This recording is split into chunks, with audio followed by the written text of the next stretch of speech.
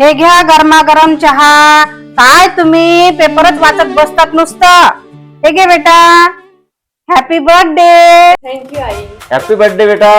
Thank you बाबा. अरे डोंबळे, happy birthday वाटते तुया. Happy birthday. चांगला बोलत जाणार आहे. स्वयंपाक झाला काय? हो वाळ बरं, मग लय भूक लागली. बरं बरं चालेल. झालं का बाई? हो वाढलं ताट. दरवर्षी आपण सईचा वाढदिवस करतो, पण या वर्षी ना आपलं घराचं भाडे भरायचं आहे, पैसे नाही आपल्याजवळ. कसा करा मला लई विचार पडला. तू काळजी करू नको आहे, मी पाहतो काय करायचं होतं. चल वाढते, जेवण करून ये.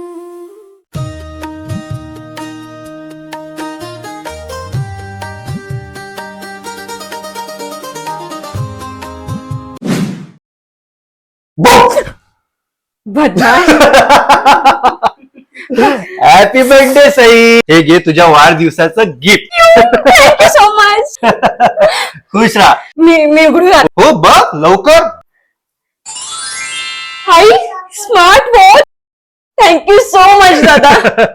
मला खूप आवडली. बघ तुझ्या आवडीचा कलर आहे. पण दादा, हा बोल ना. सकाळीच मी तुला आई सोबत बोलताना ऐकले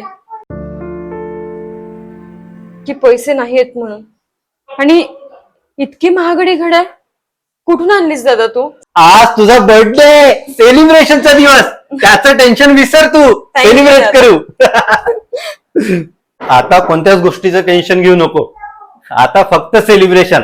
का रे सागर, सकाळी तू ते नवीन जॅकेट घेऊन गेलता, ते कुठं ठेवलं रे, विसरला का?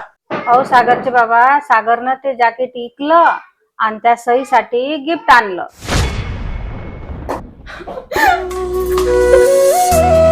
सई, अगं सई शांत हो. मला नाही पाहिजे हे गिफ्ट. नाही दादा, माझा आहे आधी. मला माहितीये दादा, तू त्या जॅकेट साठी किती मेहनत केलेली आहे, खूप कष्ट केले दादा. तू ते वापस करून दे गिफ्ट. मला नाही पाहिजे. अगं सई, तू रडणं थांबव. जॅकेट काय मी आज नाही, उद्या नाही, परवा कधी ना कधी घेणारच आहे. पण माझ्यासाठी आज तुझा वाढदिवस महत्वाचा आहे. तू माझी बहीण आहेस, लहान चिमुकली. तुझं सुख त्या जॉकेट पेक्षा, त्या पैशापेक्षा कितीतरी अमूल्य आहे माझ्यासाठी. चल हस आता. चल सेलिब्रेट करूया आता.